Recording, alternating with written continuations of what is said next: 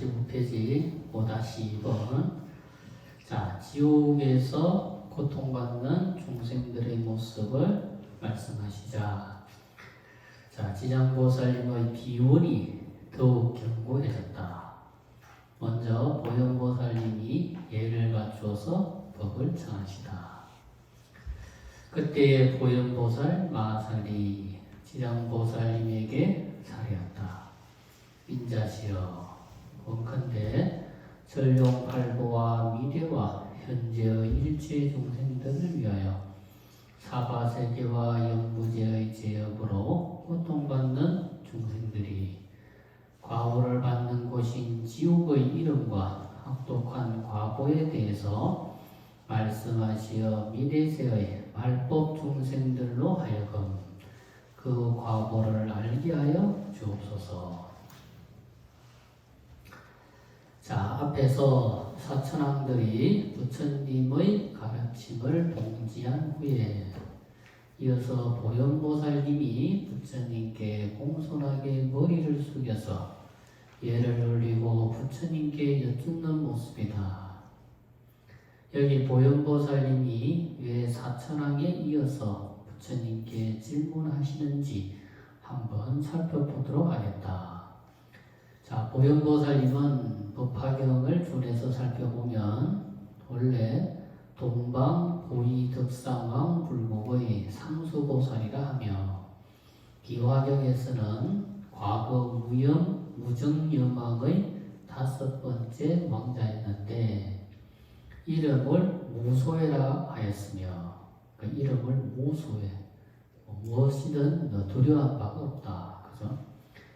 무소해라고 이름하였으며 보살님이 다른 여러 보살님들보다 뛰어났으며 과거에 이미 승불해서 무장불이라고도 하며 이름을 보현이라고 한다.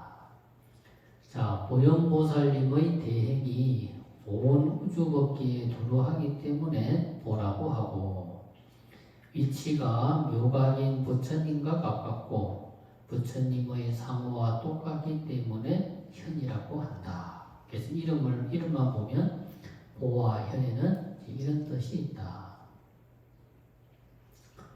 지장보살님은 대원이라 칭하는데 원력이 깊은 것이 큰 바다와 같으며, 그러니까 지장보살님의 원력을 산에 비유하면 산보다 높은 것이 없고 넓은 것에 비유하면 바다보다 깊고 넓은 것이 없죠. 그죠? 그래서 지장보살님의 원력을 바다에 비유하면 바다와 같다는 거예요. 그리고 보현보살님은 대행이라 칭하는데 우리가 대행, 보현보살 이렇게 부르잖아요. 그죠? 그래서 대행이라고 칭하는데 행이 높기가 높은 산과 같다.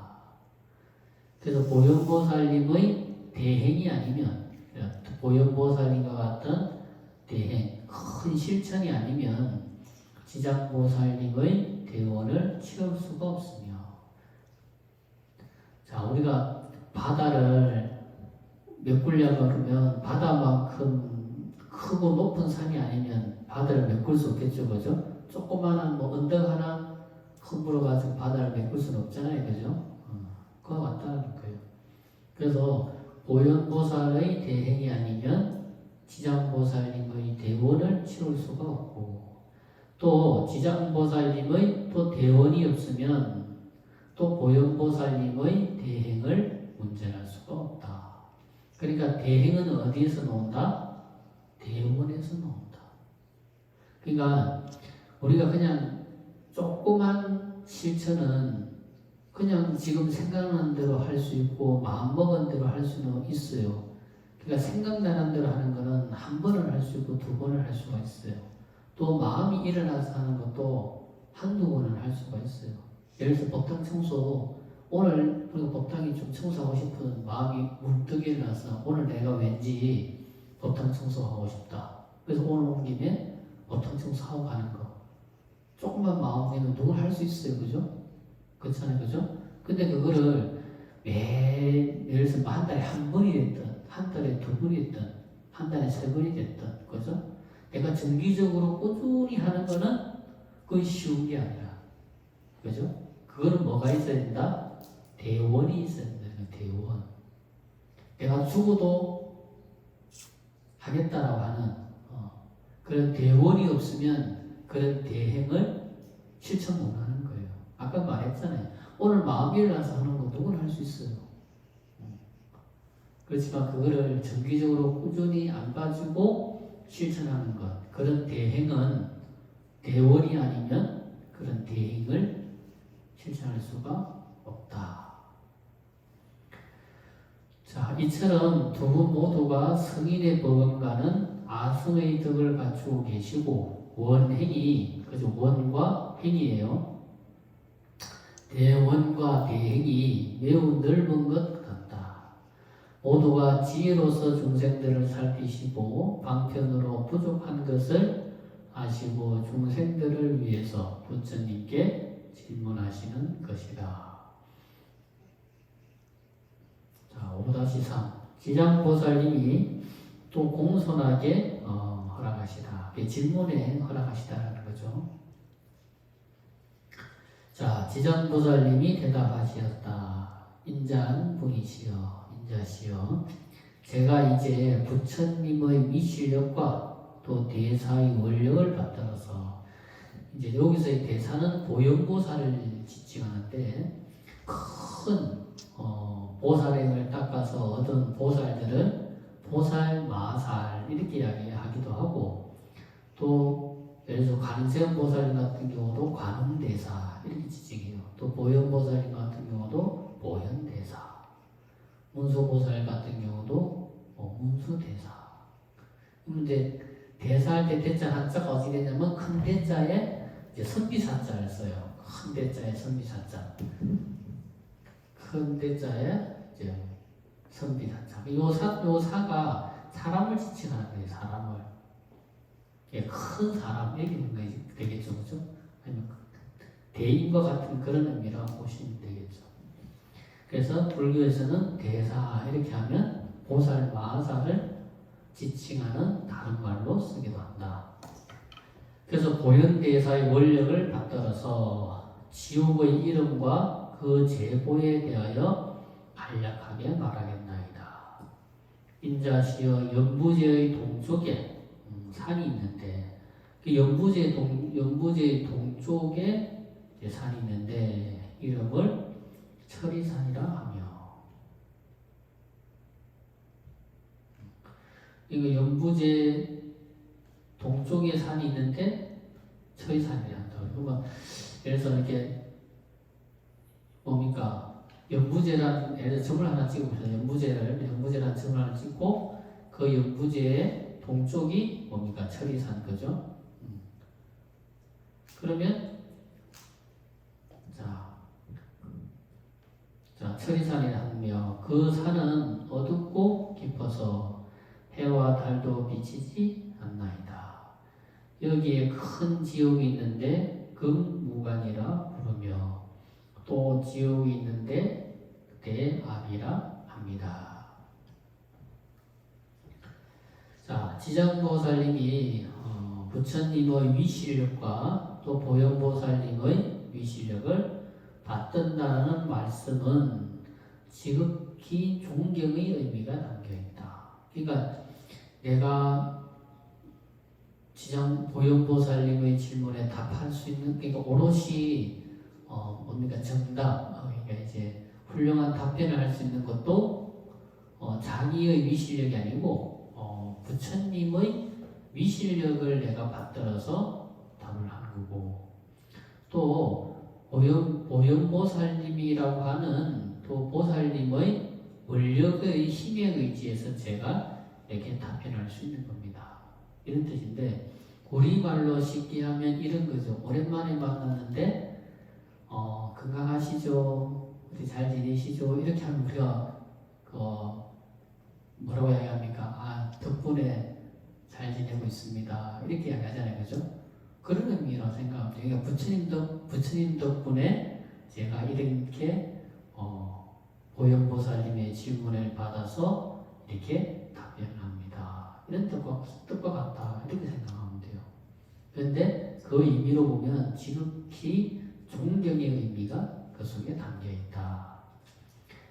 여기에서 철이산의 설명을 한번 본다면 이 철이산이 얼마나 깊은지 해와 달의 빛이 미치지 못한다고 한다.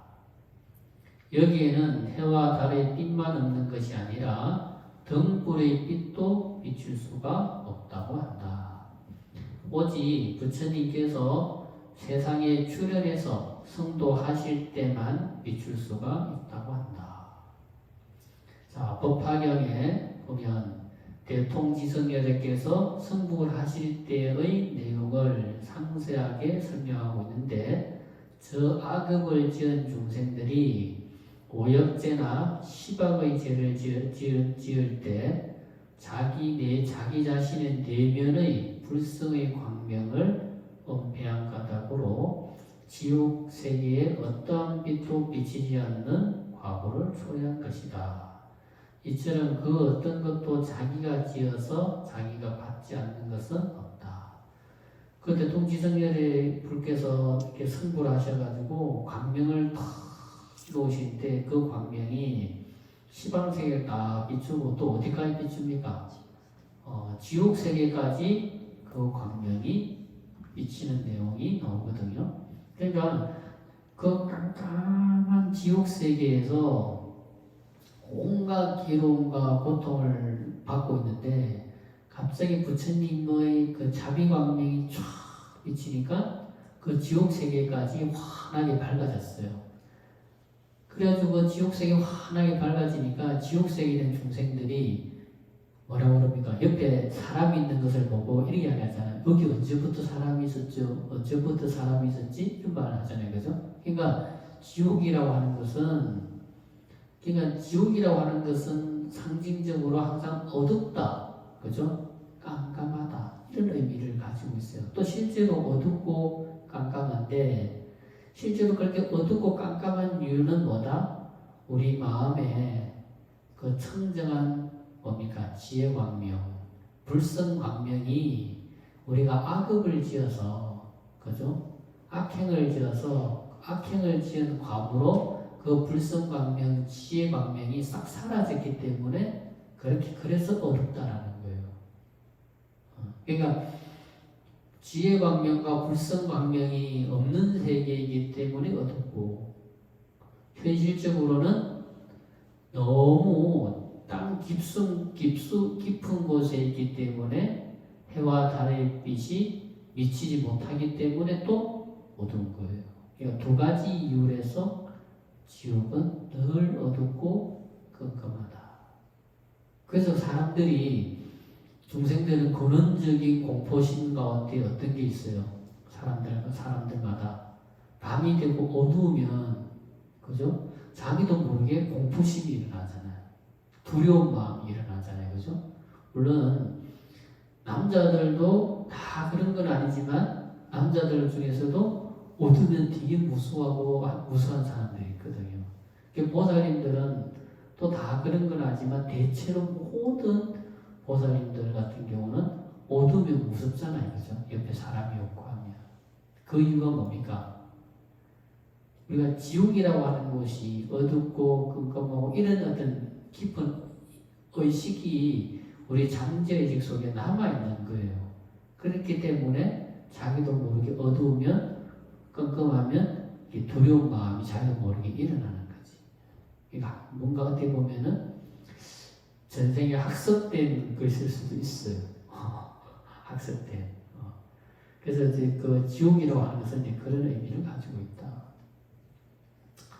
자, 5-4번. 그래서 별도로 지옥의 종류를 나열하다.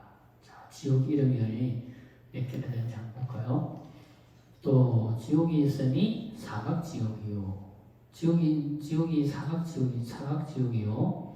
이라 이름하며, 또 지옥이 있으니 또 비도지옥이라 이름하며, 또 지옥이 있으니 화전지옥이라 이름하며, 또 지옥이 있으니 협산지옥이라 이름하며, 또 지옥이 있으니 동창지옥이라 이름하며, 또 지옥이 있으니 철거지옥이라 이름하며, 또 지옥이 있으니 철상지옥이라 이름하며 또 지옥이 있으니 철우지옥이라 이름하며 또 지옥이 있으니 철의 지옥이라 이름하며 또 지옥이 있으니 천인지옥이라 이름하며 또 지옥이 있으니 천려지옥이라 이름하며 또 지옥이 있으니 양동지옥이라 이름하며 또 지옥이 있으니 포주지옥이라 이름하며 또 지옥이 있으니 유화지옥이라 이름하며 또 지옥이 있으니 경설지옥이라 이름하며 또 지옥이 있으니 좌수지옥이라 이름하며 또 지옥이 있으니 소각지옥이라 이름하며 또 지옥이 있으니 다만지옥이라 이름하며 또 지옥이 있으니 철환지옥이라 이름하며 또 지옥이 있으니 쟁론지옥이라 이름하며 또 지옥이 있으니 철부지옥이라 이름하며 또 지옥이 있으니 다진지옥이라 이름하나이다.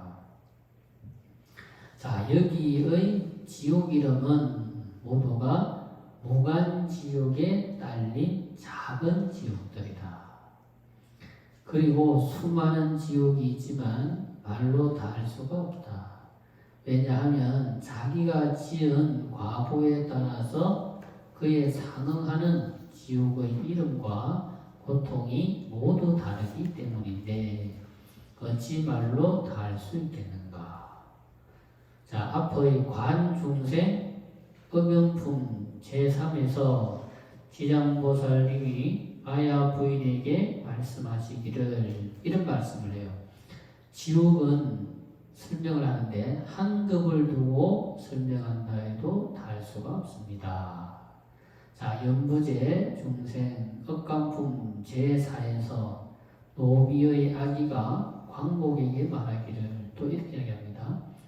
백천세 동안 말한다고 하더라도 또 다 하기가 어렵다. 여기 지옥명호품 제5에서는 지장보살님이 모형보살님에게 말씀하시기를 만약에 자세하게 설명하려면 급이 다해도 못다 할 것입니다 라고 하였으니 자세하게 이 말을 연구해보면 감히 망령되이 해석할 수가 없으며 음력이 불가사의하고 또 불가사의함을 알 수 있을 뿐이다. 그러니까 관용생 음용품에서도 지옥에 설명하려면 한 급을 두고 설명한다 해도 시간이 부족하고 또 연부중생 억가품 제4에서도 그죠? 백천세 동안 말한다고 하더라도 또 부족하고 여기에서는 그죠? 자세하게 설명하려면 급을 두고 한다고 하더라도 못다 할 것입니다. 이렇게 하겠어요. 그 이유는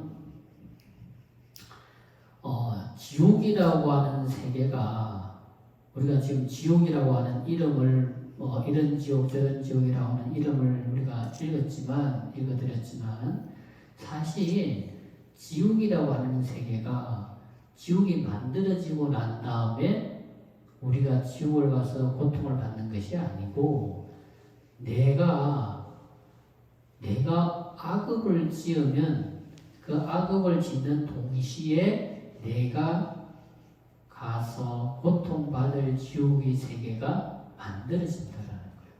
그러니까 이 지옥의 세계를 한 급이 아니라 100천만 급을 두고 이야기한다 하더라도 다 할 수 없는 이유가 왜? 중생의 업력에 따라서 다양한 지옥의 세계가 만들어지니까 순간순간 시시각각 지옥의 세계가 생겼다가 사라졌다가 이런 지옥이 만들어졌다가 저런 지옥이 사라지고 그런 변화가 너무 무상한 거예요.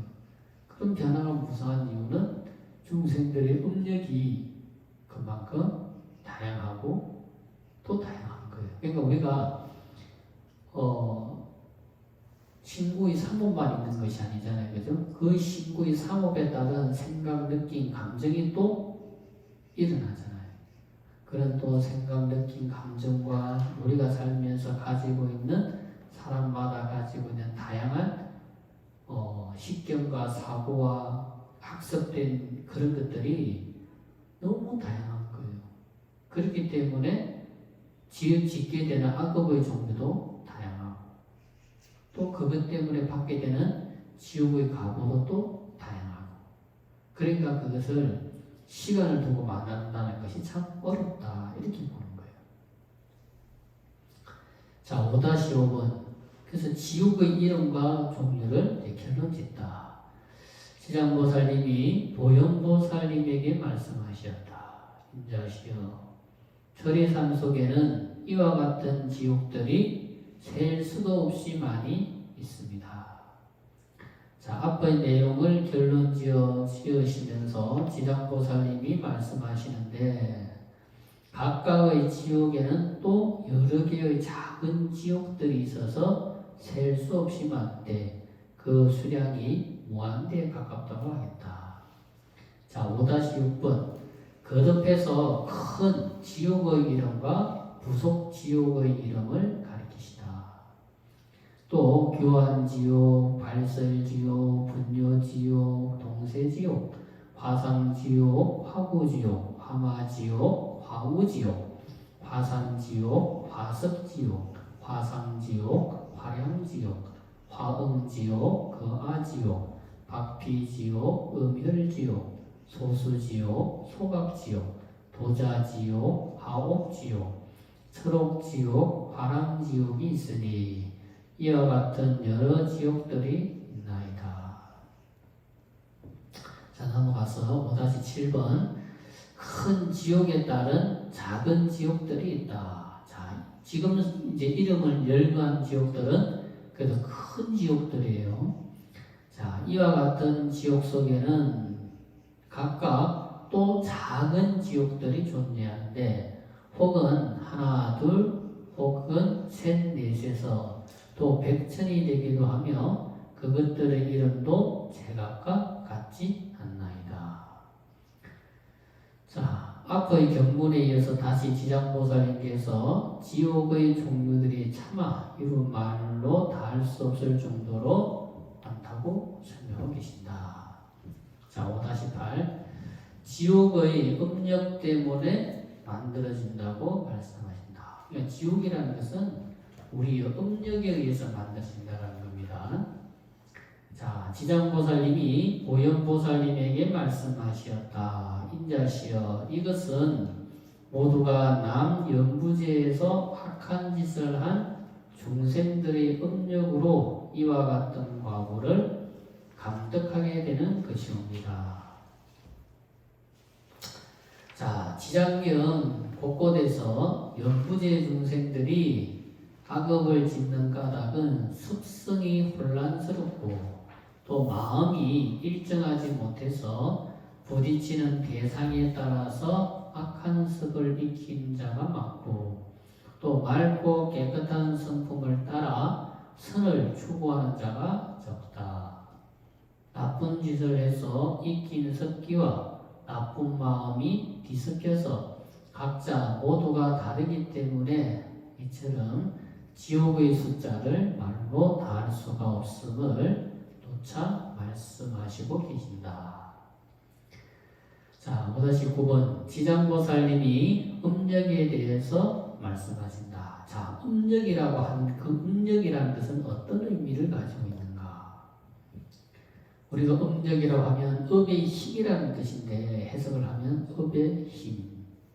그 업은 어떤 힘을 가지고 있느냐? 우리가 보면 관성의 법칙이라는 게 있잖아요. 그죠? 어떤 진행하던 것이 딱 멈췄을 때 그 관성의 법칙의 힘에 의해서 그 힘이 반작용이 일어나잖아요. 그죠?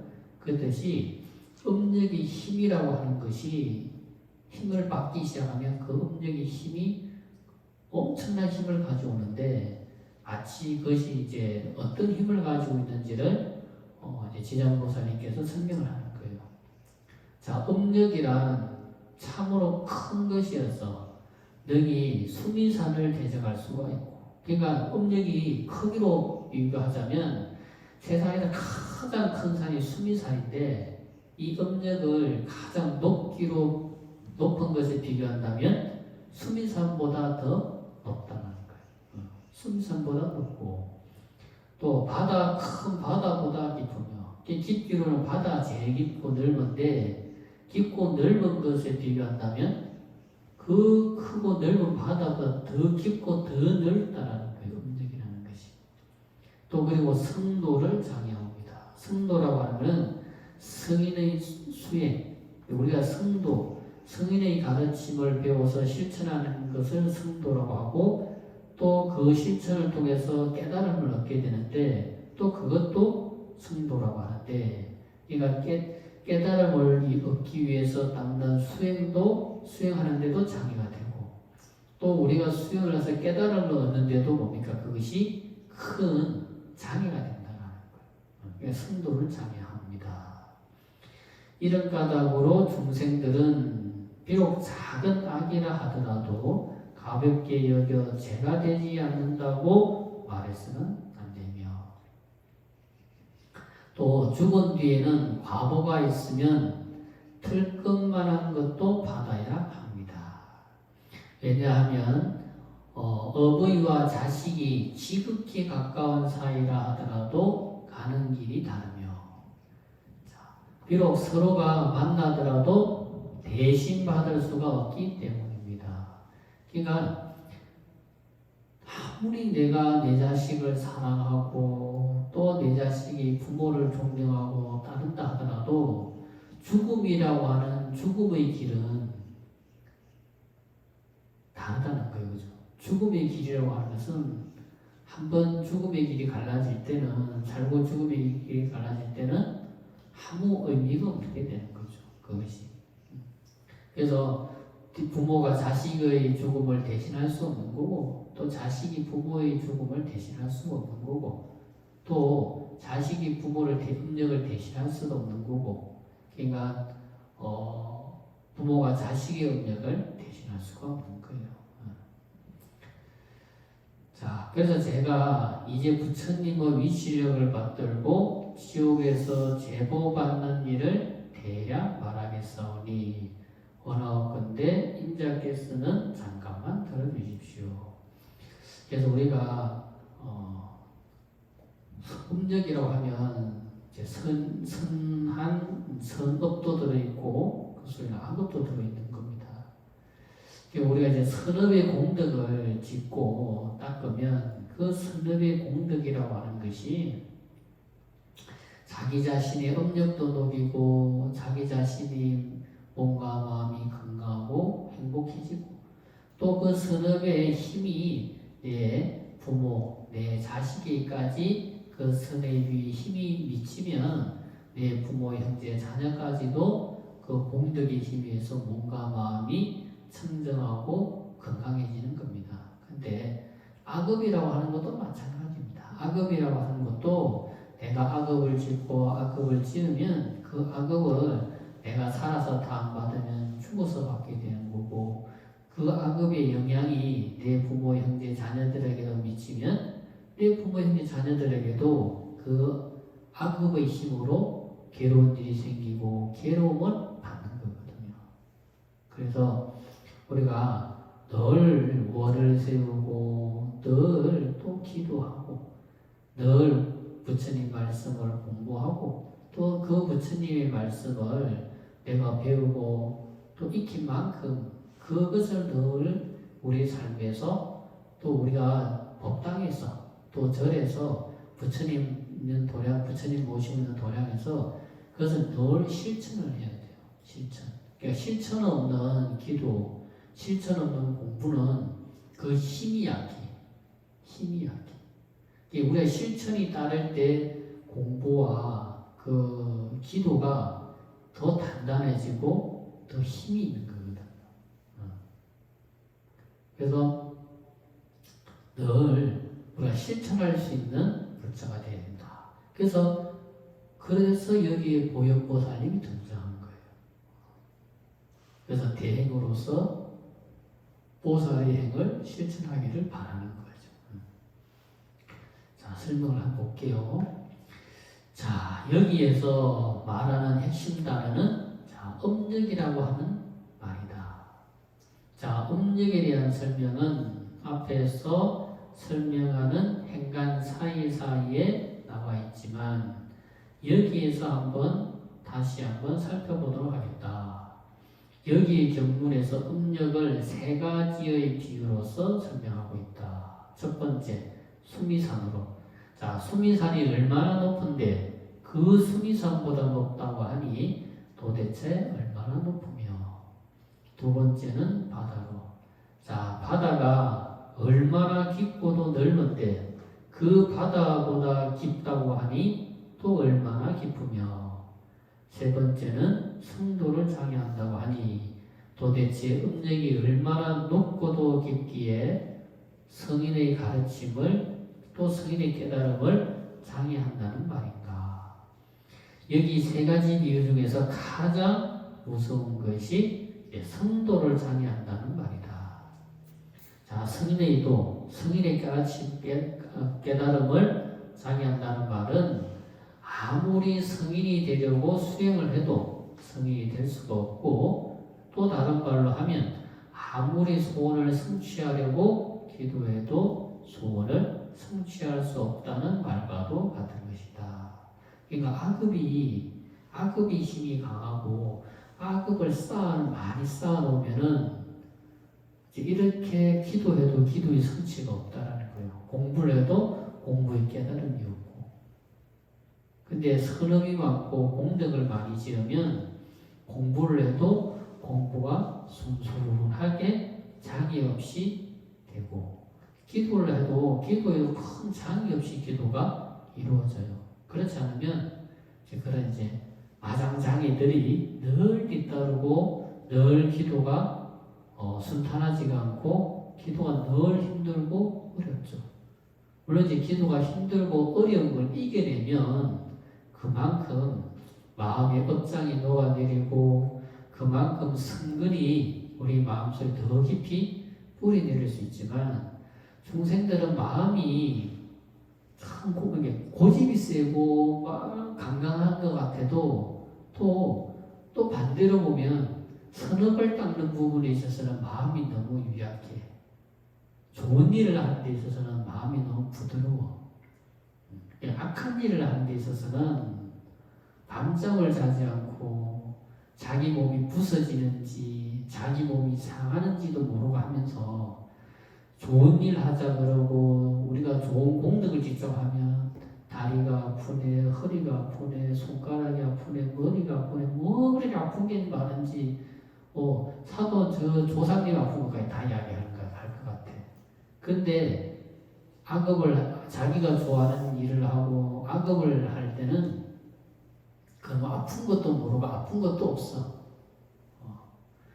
예전에 저기 아는 도반스님한테 들은 이야기인데, 그 스님이 전라도 해남에 사는 스님인데 그 스님이 그런 이야기를 하더라고.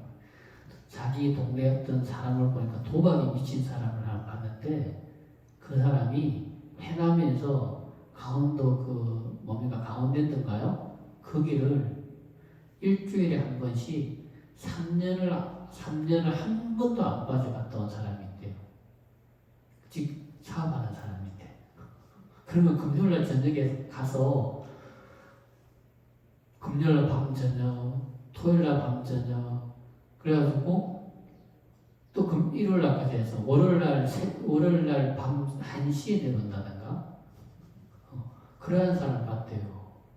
그러니까 그게 악업의 힘이에요. 자기가 좋아하고 자기가 좋아하는 것, 악업의 힘이 그만큼 강하다는 거예요. 만약에 그 사람 보고 어떤 봉사를 그런 식으로 해라 그랬으면 그 사람 그래 안 했을 거예요. 그래 하지도 않을 거예요 아마.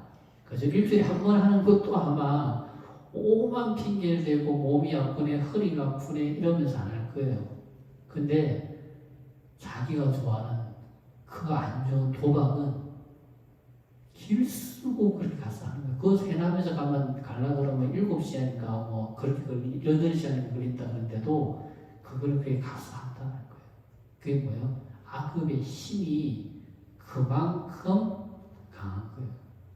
선업은 그렇게 못한다니까. 선업은 여러분들 보고 금요일날 저녁부터 시작해서 일요일날 저녁까지 밤 12시까지 기도하면 큰 공덕이 있습니다 하라 그러면 여러분들 할 수 있겠어요? 못해요. 물론 한 번은 어떻게 막 톡한 마음 먹고 그죠? 한 번은 하겠죠. 근데 그거 일주일에 한 번씩 그죠? 한 달, 두 달, 1년, 2년, 3년 못합니다. 그만큼 이게 음력이라고 하는 것, 악업의 힘이라고 하는 것이 그만큼 강하다는 거예요. 그만큼 힘이 있다는 거예요. 힘이. 자, 그게 익숙해지면 사실 성인의 가르침을 들으려고도 하지 않고 부처님의 가르침을 듣고 실천하려고도 하지 않고 그죠? 또 그런 가르침을 듣는다 하더라도 깨달음과는 영원히 멀어지는 거죠. 왜? 지옥의 삶을 살 수밖에 없으니까. 자, 그렇다면 이렇게 되는 원인이 바로 음력이라고 하는 것이고, 음력이란 다른 말로 하면 우리의 마음이다. 음력은 모양도 형상도 없다. 하지만 음력은 시절 인연이 도래하면 마음에 영향을 주어서 그렇게 하게 한다. 그러니까 언제 무시무정이라 언제 어느 때 어떻게 되는지 모르지만 그 음력이 닦아놓은 음력이 있으면 자기도 모르게 그렇게 하게 된다는 거예요. 음력이 힘이 있으면. 자, 음력이란 마치 CD에 저장되어 있는 정보 같아. 요즘은 참 CD 보기 힘들다 그죠? 음악 들으려면 옛날에는 음악 들으려면 CD에 이렇게 그죠? 음악이 담겨 있었잖아요, 그죠? 자, 이제 비유하는 거예요. 자, CD가 우리의 마음이라면 CD 속에 저장되어 있는 정보가 바로 여기서 말하는 음력과 같은 것이다. 자, 이 CD는 우리 마음을 표현한다 그랬어요. 이 CD에 예전에는 보면 그 컴퓨터에 CD를 음악을 이렇게 MP3를 파일을 이렇게 옮겨가지고 컴퓨터에 CD 한 장에 예전 DVD CD가 옛날에 몇 기가였는데 요즘 원래 옛날에 CD 한 장이 1점 몇 기가고 DVD 한 장이 예전에 10기가 가까이 됐거든요. 그러면 DVD CD를 한 장을 넣고 수많은 음악 MP3를 담으면 몇천 곡이 들어가요. MP3 그 파일이 몇천 곡이 들어가거든요. 자, 그래서 CD 속에 저장되어 있는 정보가 여기서 말하는 음력과 같은 것이다. 그럼 CD 속에 수천 곡의 노래가 저장되어 있는데 그 중에는 예를 들어서 뭐 발라드, 트로트, 뭐 랩, 록, 재즈, 클래식, 기타, 피아노 뭐 이런 각각의 다양한 음악을 저장을 하는 거예요. 저장되어 있는데 그 각각의 음악이 있다고 할 때 시간이 이제 음악을 넣고 탁 틀면 시간이 되면 그 트랙의 순서대로 이제 음악이 흘러나오겠죠. 그죠? 음악이 흘러나오는 것처럼 우리의 마음에 저장되어 있는 음력의 정보들이 시절 인연이 되면 음악 흘러나오듯이 행동으로 나오게 되는 것이다. 자, CD 속에 수많은 음악이 저장되어 있어도 내가 좋아하는 음악이 나오면 그것을 듣지만 내가 별로 좋아하지 않는 음악이 나오면 바로 다음으로 돌려버리듯이 음력이 마음에 영향을 미쳐도 평소에 좋은 생각과 말과 행동을 해서 좋은 습관을 가지고 있으면 나쁜 음력이 음악으로 흘러나오듯이 흘러나와도 내가 싫어하는 음악을 다음으로 넘겨버리거나 삭제해서 없애버리듯이 내가 그것을 피해버리게 된다. 그러니까 우리가 전생에 악행을 많이 지어서 검생이 어떤 과보를 받을 때 있잖아요. 과보를 받을 때 그 장소에 그 시간만 딱 피하면 그걸 피해갈 수가 있어요. 피해갈 수 있어요. 근데 그 음력이 지중하면 그 시간에 그 장소에 가게 된다는 거예요. 가게 된다는 거예요. 그 음력을 피하려면 그 시간에 그 장소를 벗어나는데 음력이 걸리려면 꼭 그 시간에 그 장소에 가서 안 좋은 일을 당하는 거죠. 자, 그래서 하지만 나쁜 습관을 말과 행동 그리고 생각으로 익혀놓으면 나쁜 음력이 음악이 흘러나오는 대로 음악을 듣는 것처럼 나쁜 행동을 하게 되는 것이다. 이처럼 나쁜 음력이든 좋은 음력이든 우리 모두의 마음에 저장되어 있는 것이다. 자, 그것에 맞추어서 행동을 하든지 행동을 하지 않든지 간에 그 모든 것은 현재 지금 여러분들이 평소에 어떤 생각과 말과 행동을 하면서 살아가는지에 달려있는 것이다. 나쁜 음력을 지우고 선한 음력을 키우는 방법에 대해서 말씀을 드린다면, 자, 여러 가지 방법이 있겠지만 그 중에서 몇 가지만 소개하도록 하겠다. 첫 번째, 계율을 잘 지키는 것이다. 계율을 잘 지키면 불자로서 바른 생각과 말과 행동을 함으로써 불필요한 인연들이 사라진다. 자, 불필요한 인연들이 사라짐으로써 선하지 못한 음력이 소멸되고 선하지 못한 음력이 소멸함으로써 좋은 인연들이成長하게 된다. 그러니까 이제 법화경을 독송을 하면 법화경이 그죠? 사안락행이 나오잖아요. 그죠? 안락행 품에 사안락행이 나오잖아요. 그게 뭐 법화경을 수행하는 사람들이 가까이 해야 될 것과 멀리 해야 될 것, 그죠? 그 네 가지를 설명하고 있잖아요. 그죠? 그거를 그렇게 설명하는 이유가 뭡니까? 나쁜 인연을 멀리 해라는 거예요. 불필요한 인연을 일단 멀리 해라는 거예요. 이게 불필요한 인연을 가까이 하게 되면, 안 좋은 인연을 가까이 하게 되면 어떤 일이 생긴다? 내 마음속에 과거 전생에 지어놓은 악행의 음력이 그 인연으로 해서 계기로 해서 이게 나타난다는 거예요. 드러난다는 거예요. 만약에 내가 좋은 인연, 좋은 생각과 좋은 말과 행동을 하고 좋은 인연을 가까이 하면 악업은 우리 마음속에 지어진 악업은 안 드러난다는 거예요. 그게 시절 인연이 안 오기 때문에 그게 안 나타난다는 거예요. 그렇기 때문에 좋은 말과 생각과 행동과 좋은 인연을 가까이 해라는 거예요. 그러니까 불필요한 인연, 안 좋은 인연은 멀리 해라는 거예요. 자, 그리고 두 번째는 성스럽고 거룩한 삼본임전에 모시공양을 올리기 때문에 선근공덕이 정장함으로써 나쁜 음력이 소멸하게 된다. 그러니까 우리 나쁜 음력의 소멸을 할 적에, 공덕을 지을 적에 부처님 전에 모시공양을 많이 짓고 닦으면 그 나쁜 악업을 빨리 소멸할 수가 있다는 거예요.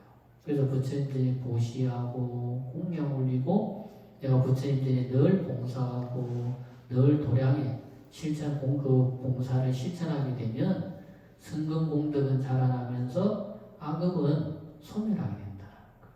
그렇게 되면은 자동적으로 그것이 나에게 큰 성근공덕으로서 나의 몸과 마음이 청정하고 건강해지고 그 힘이 나의 가족과 나의 일가 친척에게 그 힘이 영향을 주는 거예요. 마치 우리가 길에 가다가 개똥이나 똥을 밟아봐요. 그 냄새가 얼마나 오래가고 그 냄새가 자기만 불쾌한 게 아니고 내 주위에 있는 사람, 내 가까이 있는 사람들도 그 냄새로 인해서 불쾌해지잖아요. 그죠? 마치 악업의 힘이라고 하는 것이 그와 같다라는 거예요. 선업의 힘이라는 것은 내가 좋은, 그죠? 꽃을 가지고 있는 것 같고, 내가 좋은 꽃향을 내 몸에 이렇게 뿌린 것 같은 거예요. 그래서 선업과 악업이라고 하는 것은, 그 영향력이 있다는 거지. 그 영향력. 악업은 악업의 영향력이 있고, 선업은 또 선업의 영향력이 분명히 존재한다. 그 선업의 영향력은 아까 말씀드린 것처럼 좋은 영향을 주는 거고, 악업은 계속 내 주위에 안 좋은 영향을 주게 된다는 겁니다. 그래서 이 두 가지는 부처님께서 생존에 계실 때 제가 불자들에게 항상 가르침이다. 이 두 가지를 항상 실천하면 숙세에 지은 나쁜 음력은 모두 소멸할 것이고 현세의 부처님 법을 만나기 전에 지은 나쁜 음력이라 하더라도 그 힘을 잃어버릴 것이다. 음력의 불가사의함을 믿고 자신의 음력을 통장의 장부 관리하듯이 잘 관리해야 하는 것이다. 자, 이렇게 해서 오늘 강의는 여기까지 하고 마치도록 하겠습니다. 그래서 마지막에 대행의 상징인 보현보살님이 등장하신 이유, 그리고 그 대행의 상징하는 보현보살님이 또 대원의 상징인 지장보살님에게 또 질문한 이유, 그것을 여러분들이 생활 속에서 아까 설명을 드렸지만 잘 생각해보고 또 깊이 마음속으로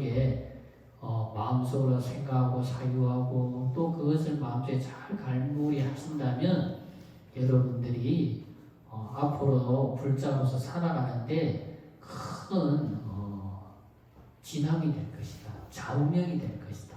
대원 없는 대행이 없고 대행 없는 대원이 있을 수 없다는 것을 여러분들이 늘 마음속으로 생각하고 늘 부처님 전에서 도량에서 실천할 수 있는 그런 불자가 되시기를 바랍니다. 네, 오늘 강의는 마치도록 하겠습니다. 승불합시다.